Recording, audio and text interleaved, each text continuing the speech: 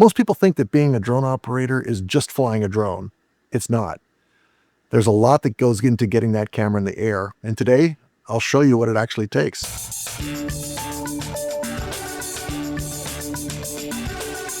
So my name is Gord, and I'm an advanced drone pilot. I live in Newmarket, Ontario, Canada. I had spent 30 years in broadcasting.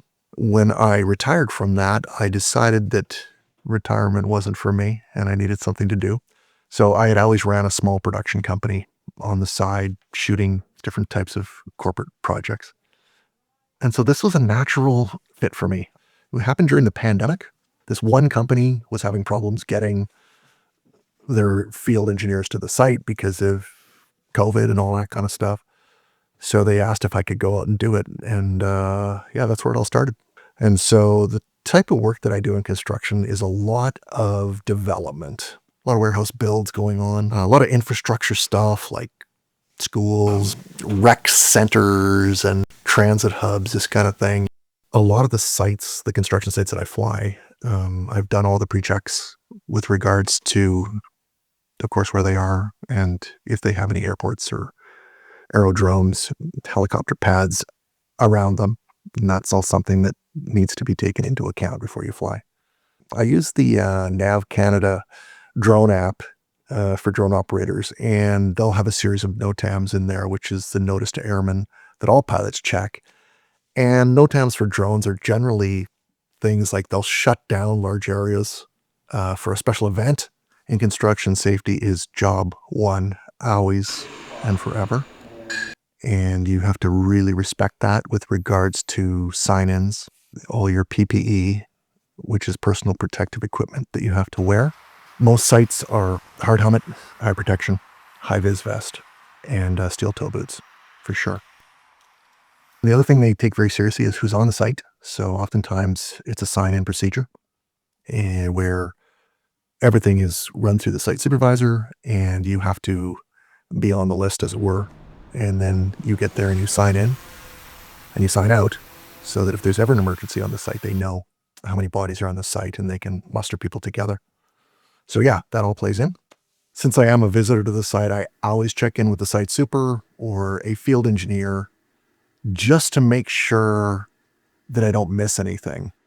And they can tell me about anything that might have happened since I was there last, anything interesting or unique that's happened. And therefore, I can spend some extra time focusing on that while I'm in the air. Then the drone goes up, and this is the part that you have to learn, and that is what to capture. Oftentimes, you're looking for things that are changing, and you start to learn to see the phases of construction. Like at the beginning, it might be just an open field, and they're doing the earthworks to create a pad, let's say, for the building that's going in. Then you'll often see the services trenched and built in, things like sewer and water. And then you start to see foundation work, and then you start to see building up. And I've been through all that now over the years. When I go to the site, I look for things that have changed since the last time I was there and try to capture that. Drones are so great these days with regards to waypoints that I can put the drone in the air at the exact same position every time. And that's including gimbal, tilt. So it'll take that same picture every time, or it'll take that video track from A to B every time, and it'll be exactly the same. So when we get back into editing, we can start to stitch things together that look like they're sort of like happening over time. It's very cool. Once the drone comes down, I sign out of the site and I head back. This is where the real job is. I spend probably 80% of my time in edit figuring out assets for people. The other thing that I do is I do a series of ground photos when I'm on sites. I find that it's a different perspective, and they rarely get professional photographers on site. They usually run around with cell phones and take updates every day about what's going on themselves.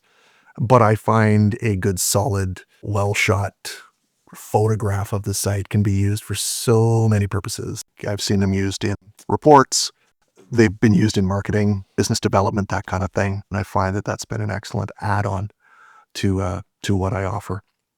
And within that, I also started doing ground video, which has been interesting because I've been a videographer my whole career. This is just a natural add-on to the drone thing. It's really helped because sometimes if the weather's bad or goes bad when I'm there, I can still pick up stuff, with a ground camera. Another add-on to the services that I provide as a drone operator.